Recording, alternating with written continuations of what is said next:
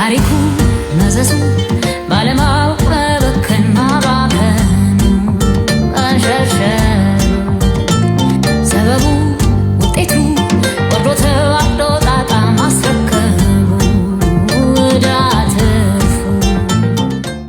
አሁን የምንገኘው ከእንጦጦ ተራራ ስር የተጀመረው የሸገር ሪቨርሳይድ ፕሮጀክት የተጀመረበት አካባቢ ነው።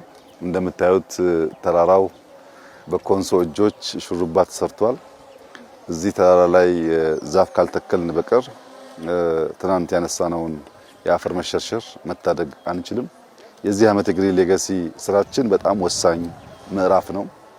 የቀረን አንድ ዓመት ስለሆነ በዚህ ዓመት 7.5 ቢሊዮን ገደማ ችግኝ ለመትከል እናስባለን።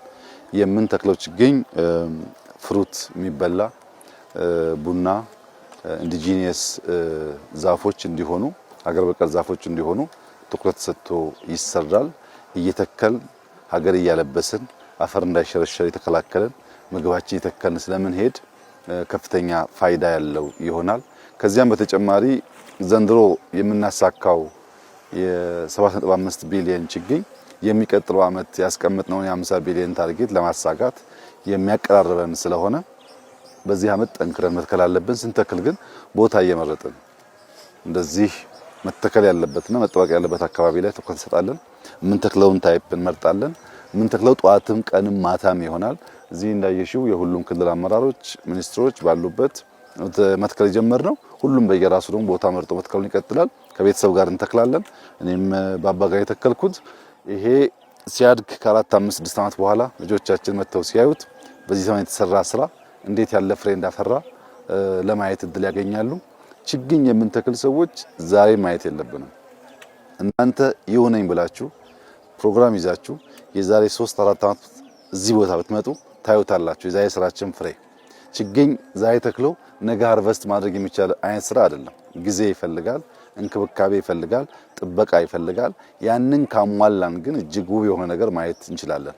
በእርግጠኝነት ይህ አካባቢ ከሆነ ዓመት በኋላ በጣም ማራኪ መዝናኛ ይሆናል። ይሄ ወክወይ የምታዩት ከዚህ ጀምሮ እስከ ፒኮክ ቦሌ ድረስ የሚገናኝ ነው። ለብዙ ሰዎች መዝናኛ ስፖርት መስሪያ ቦታ እንደሚሆን ጥርጥር የለውም።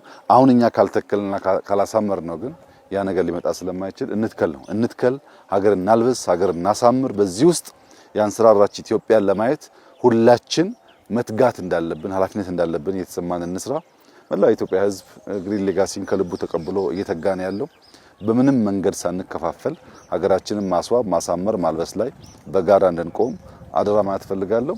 ደስ የሚል የክረምት ስራ ነው። ሁሉም ሰው በመትከል ኢትዮጵያን እንዲያለብስ መልእክት አስተላልፋለሁ። እጅግ አድርጌ አመሰግናለሁ።